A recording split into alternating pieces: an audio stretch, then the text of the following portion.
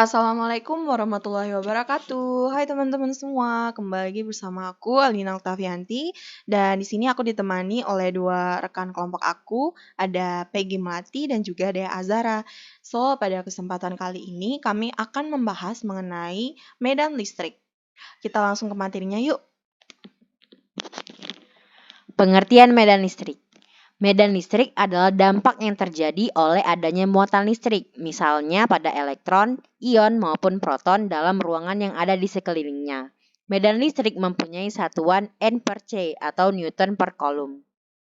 Definisi lain dari medan listrik ialah suatu ruangan di sekeliling objek bermuatan listrik. Apabila suatu benda bermuatan listrik berada di dalam ruangan tersebut akan memiliki gaya listrik. Medan listrik adalah suatu medan yang disebabkan oleh adanya muatan listrik yang representasi dalam kehidupan sehari-hari, berupa medan yang disebabkan oleh suatu benda yang bertegangan. Dapat dilihat pada gambar itu merupakan medan listrik. Yang kedua, pengertian kuat medan listrik.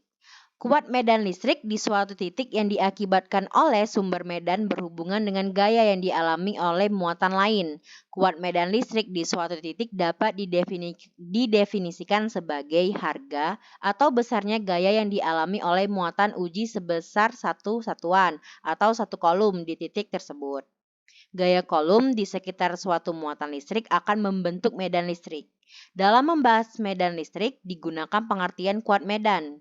Untuk medan gaya kolom, kuat medan listrik adalah vektor gaya kolom yang bekerja pada satu satuan muatan yang kita letakkan pada suatu titik dalam medan gaya ini dan dinyatakan dengan gambar yang ada di samping.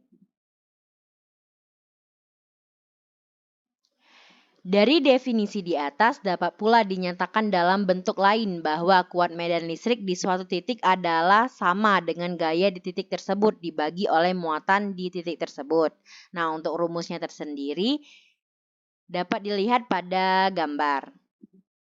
Yang ketiga, persamaan medan listrik.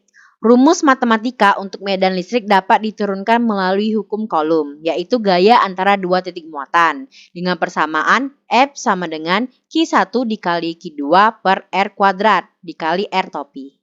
Menurut persamaan ini, gaya pada salah satu titik muatan berbanding lurus dengan besar muatannya. Medan listrik didefinisikan sebagai suatu konstan perbandingan antara muatan dan gaya. Dapat dilihat di persamaan F sama dengan Q dikali E. E sama dengan 1 per 4 pi epsilon 0 dikali Q per R kuadrat R topi. Maka medan listrik bergantung pada posisi. Suatu medan merupakan sebuah vektor yang bergantung pada vektor lainnya. Medan listrik dapat dianggap sebagai gradien dari potensial listrik. Jika beberapa muatan yang disebarkan menghasilkan potensial listrik, maka gradien potensial listrik dapat ditentukan. Selanjutnya adalah sifat-sifat medan listrik. Berikut ini merupakan beberapa sifat dari medan listrik, antara lain, yang pertama adalah skema gaya listrik tidak mudah terpotong. Yang kedua, skema gaya listrik sering menuju radial berhenti dari muatan positif dan bertemu menuju muatan negatif. Dan yang terakhir, bertambah rapat skema gaya listrik pada suatu tempat sehingga medan listrik pada tempat tersebut bertambah kuat dan sebaliknya. Selanjutnya adalah kuat medan listrik E pada muatan kontinu. Kuat medan listrik E, medan listrik di sekitar suatu muatan titik menggunakan persamaan yang diperoleh dari hukum Coulomb.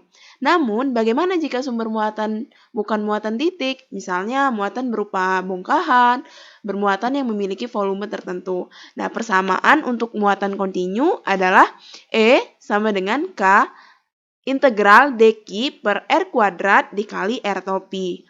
Atau bisa juga E sama dengan K integral rho per R kuadrat dV dikali R topi. Selanjutnya adalah garis bermuatan. Gaya listrik sepanjang garis. Kita hitung medan listrik pada titik P sejauh X dari garis bermuatan sepanjang L sebagai berikut. Bisa dilihat pada gambar yang tertera.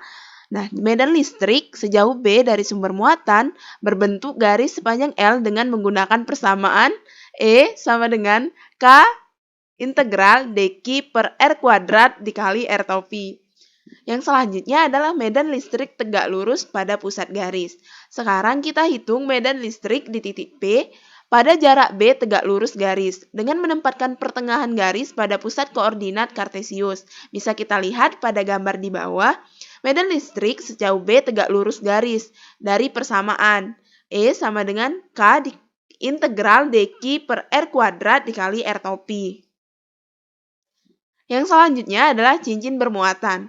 Medan listrik sejauh X dari sumber muatan berbentuk cincin berjari-jari B, kita akan menghitung medan listrik pada titik P sejauh X dari pusat cincin menggunakan persamaan E sama dengan integral dq per R kuadrat dikali R topi. Sehingga kuat medan magnet pada titik P sejauh X dari pusat cincin adalah EX sama dengan KX Q per B kuadrat ditambah X kuadrat pangkat 3 per 2. Nah, untuk gambarnya itu bisa dilihat pada layar.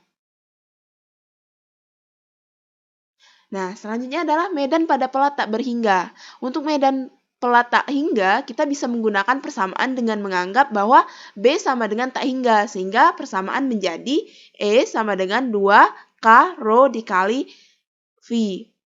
Yang selanjutnya adalah medan pada pelat cakram. Nah, untuk gambarnya itu bisa dilihat pada layar. Nah, kasus ini dapat dipandang sebagai penjumlahan dari muatan-muatan berbentuk cincin sebagaimana telah kita hitung sebelumnya. Cincin-cincin ini jari-jarinya membesar mulai dari R sama dengan 0 hingga R sama dengan B, sehingga akhirnya membentuk cakram. Untuk itu kita tuliskan persamaan dengan cincin berjari-jari R bermuatan dq sebagai berikut.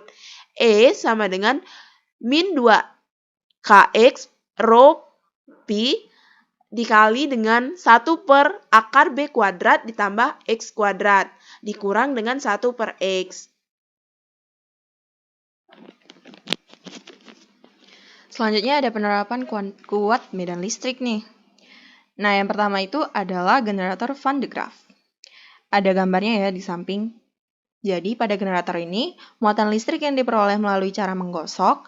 Untuk memperoleh muatan listrik yang sangat besar digunakan generator Van de Graaff. Gesekan antara pita karet dan roda pemutar menyebabkan pita karet bermuatan listrik.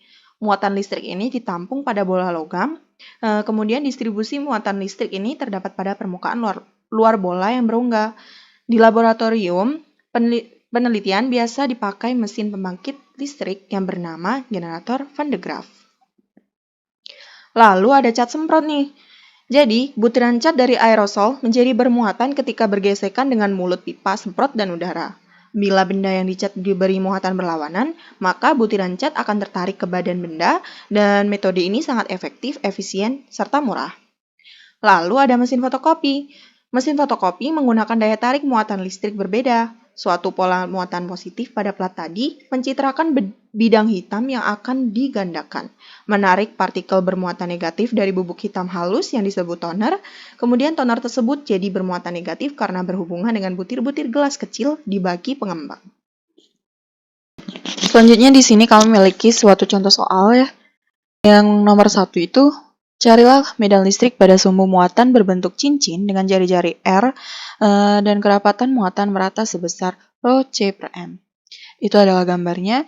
Jadi untuk penyelesaiannya sendiri, yang pertama itu untuk kita harus menentukan pusat koordinat pada titik tengah cincin. Jarak muatan ke pusat koordinat adalah R, sehingga R sama dengan A topi aksen R dikali dengan R, di mana A topi aksen R menunjukkan arah radial, yakni arah penambahan besar jari-jari, dan jarak dari pusat koordinat ke titik yang ingin dicari medannya adalah R aksen sama dengan A topi Z dikali dengan Z. Di setiap deki mempunyai pasangan dengan deki yang berseberangan seperti gambar di bawah ya. Di mana DE sama dengan K, deki dikali R aksen dikurang R, kemudian dibagi dengan nilai mutlak dari R aksen min R pangkat 3. Selanjutnya ada R aksen dikurang R sama dengan A topi Z dikurang dengan A topi di arah R dikali dengan R. Kemudian nilai mutlak dari R aksen dikurang dengan R adalah sama dengan dari Z kuadrat ditambah R kuadrat pangkat setengah. Kemudian ini dipitagoraskan, maka persamaannya menjadi DE sama dengan K dikali DG. Kemudian dikali dengan A pada sumbu Z dikali dengan Z, dikurang A pada sumbu R dikali dengan R. Kemudian hasilnya dibagi dengan Z kuadrat ditambah R kuadrat pangkat 3/2. Akan diperoleh persamaan kembali seperti K dq Z A di sumbu Z dibagi dengan Z kuadrat per R kuadrat pangkat 3/2. Kemudian ini akan berlanjut menjadi K dq R AR dibagi dengan Z kuadrat per R kuadrat pangkat 3/2. Selanjutnya terlihat pada gambar tadi ya, karena setiap dq ada pasangan dq di seberangnya, dan vektor DE dapat diuraikan menjadi DE yang arahnya radial adalah DE, dan menjadi DE yang arahnya vertikal ke arah sumbu Z, yakni DEZ. Maka kita tahu bahwa DE sama dengan DEZ ditambah dengan DER. Tetapi jika dicari resultan dari DE yang berpasangan dengan DER, saling meniadakan sehingga sigma dari DE sama dengan sigma dari DEZ ditambah dengan sigma dari DER. Di mana sigma dari DE akan menjadi sigma DEZ ditambah dengan 0, sehingga E adalah sama dengan integral dari DE dan sama dengan integral dari DEZ. Dan E adalah integral dari K dq per Z AZ dibagi dengan Z kuadrat per R pangkat 3/2, di mana dq adalah rho dl, maka perhatikan dq-nya. Nah, kita tahu bahwa selanjutnya kita akan memperoleh persamaan E sama dengan integral dari K rho RZ dq dibagi dengan Z kuadrat ditambah R kuadrat per pangkat 3/2. Kemudian jika kita cari, akan diperoleh hasil akhir seperti di bawah. E sama dengan K ZQ dibagi dengan Z kuadrat ditambah R kuadrat pangkat 3/2 arah atau PZ. Kemudian untuk contoh soal yang kedua. Sebuah muatan yang berbentuk lempengan yang sangat besar dengan kerapatan homogen sebesar, ini maksudnya disuruh mencari kerapatan homogen ya. Soalnya ada di gambar, kemudian tidak ditanyakan E-nya. Maka penyelesaian yang dapat kita tempuh atau yang dapat kita cari itu, pertama, ambil sampel berbentuk lingkaran dan tengah lingkarannya itu dianggap sebagai pusat koordinat polar seperti gambar di bawah. Nah, kita akan kemudian memperoleh persamaan ya, bahwa dq itu sama dengan tau di ds, di mana ds-nya itu adalah seperti persamaan di sebelah itu. Nah, ini juga gambarnya. Kalau teman-teman menjabarkan, kita akan memperoleh hasil seperti di bawah. Kemudian karena simetri dari setiap dq ada pasangan, maka DER akan saling menghilangkan, teman-teman. Dan hasil akhirnya lagi kita akan memperoleh seperti gambar ini. Ya, ini E sama dengan K tau dikali 2 pi rho Z. Jika K sama dengan 1/4 pi epsilon 0 di atau PZ, maka E akan sama dengan 2 pi tau dibagi dengan 4 pi epsilon 0 atau PZ. Dan akan diperoleh bahwa E adalah tau per 2 epsilon 0 atau PZ. Nah, mungkin hanya itu materi yang dapat kelompok kami sampaikan. Tentunya masih banyak kesalahan dan juga kekurangan dari kelompok kami, dan kami mohon maaf atas segalanya. Kepada Allah kami mohon maghfirahnya, dan kami akhiri. Wassalamualaikum warahmatullahi wabarakatuh. Selamat jumpa di video selanjutnya. Dadah!